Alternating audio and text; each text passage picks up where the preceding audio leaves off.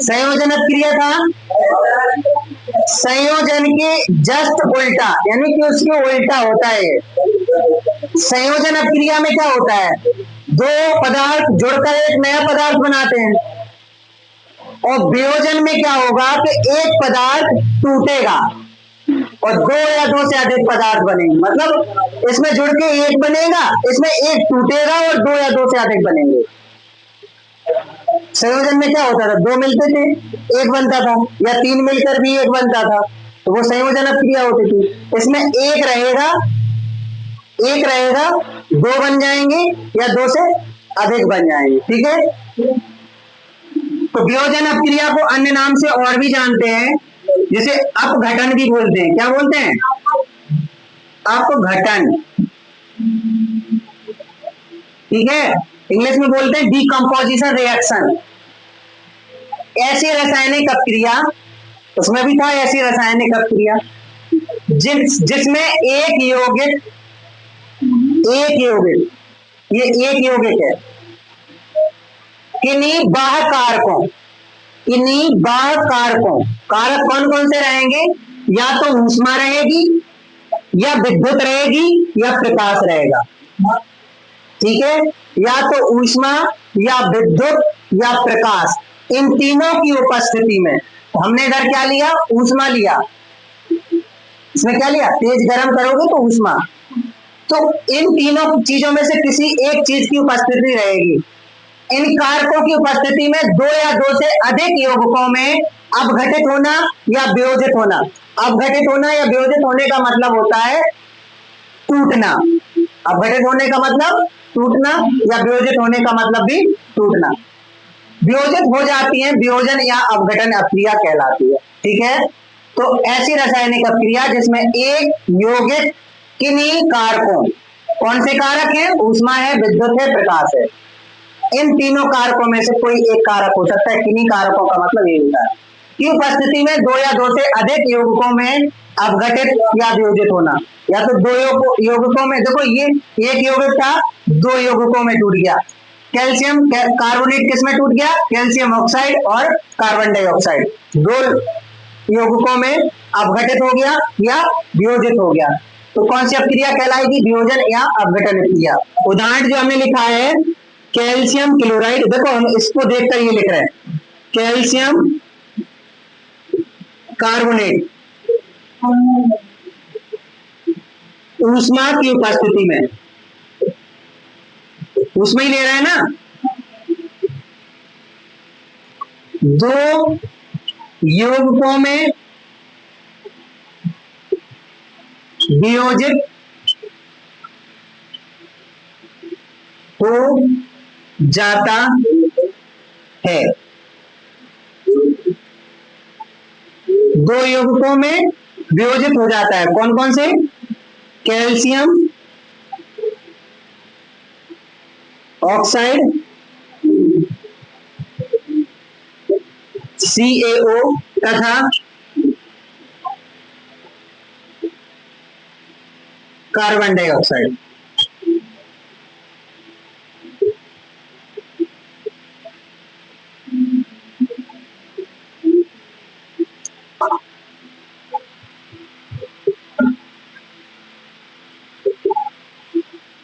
तो calcium carbonate ऊष्मा की उपस्थिति में दो यौगिकों में वियोजित हो जाता है, जिसमें वियोजित हो जाता है, जिसमें लिख लो, ठीक है, जिसमें कैल्शियम ऑक्साइड है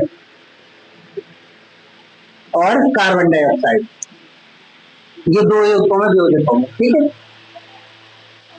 इसके प्रकार भी होते हैं, तो अपघटन अपक्रिया तीन प्रकार की होती है, अभी लिखवाएंगे इनके तीनों प्रकार।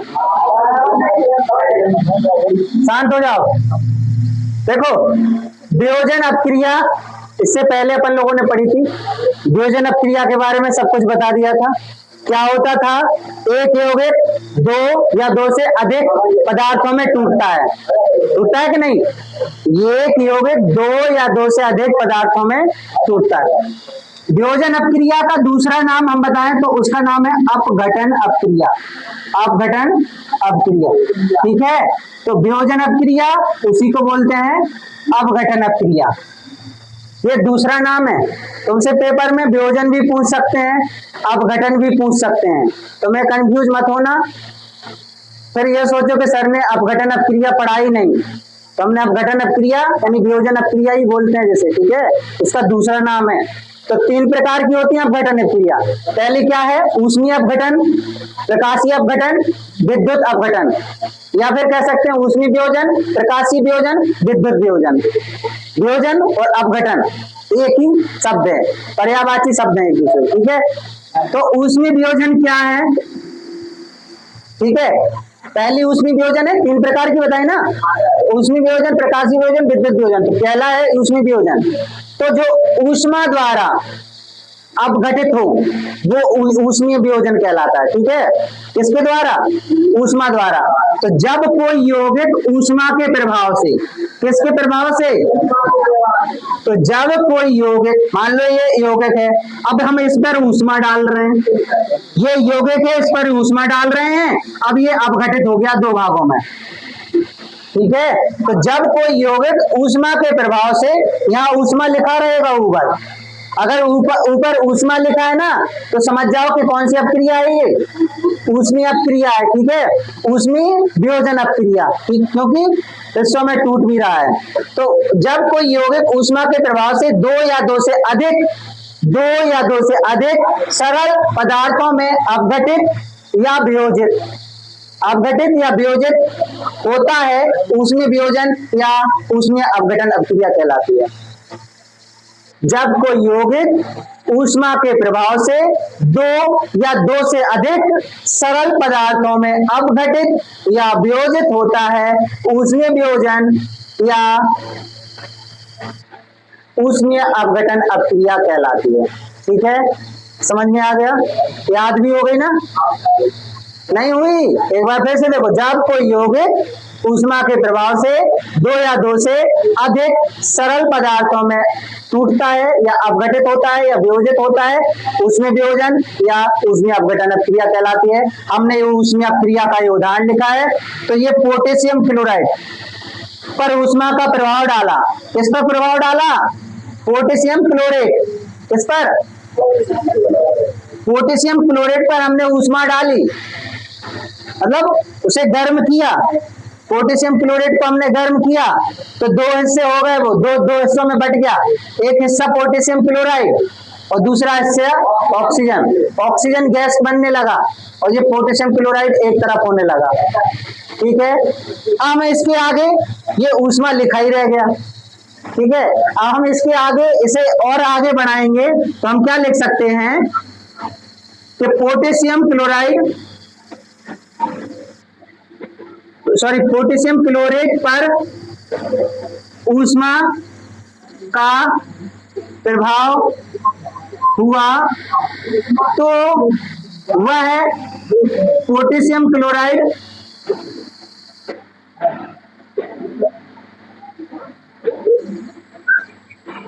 तथा ऑक्सीजन में अपघटित हो गया, तथा ऑक्सीजन में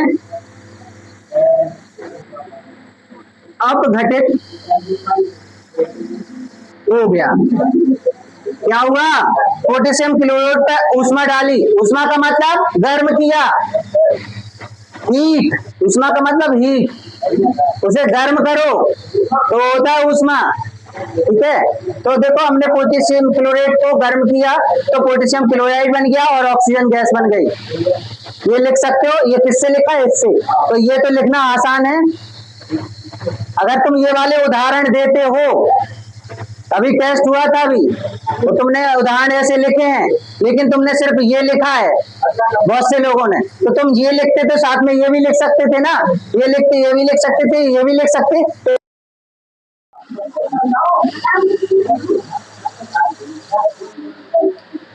इससे पहले उसमें वियोजन पढ़ा था। वियोजन अपक्रिया के 3 प्रकार, उसमें वियोजन, प्रकाशीय वियोजन, विद्युत वियोजन। उसमें वियोजन पढ़ लिया, अब यह है प्रकाशीय वियोजन और फिर विद्युत वियोजन। पूरी परिभाषा सेम है, सिर्फ यहाँ प्रकाश लिखा है, यहाँ विद्युत लिखा है और वहां ऊष्मा लिखा था। एक याद कर लो, तीनों याद हो जाएंगे, कोई दिक्कत तो नहीं है। ठीक है, जब कोई यौगिक प्रकाश के प्रभाव से दो या दो से अधिक सरल पदार्थों में वियोजित या अपघटित होता है, प्रकाशीय वियोजन अपक्रिया कहलाती है। जब कोई यौगिक प्रकाश के प्रभाव में दो या दो से अधिक सरल पदार्थों में अपघटित हो जाता है, वियोजन यानी प्रकाशीय वियोजन अपक्रिया कहलाती है। तो ये सिल्वर क्लोराइड जो है ना,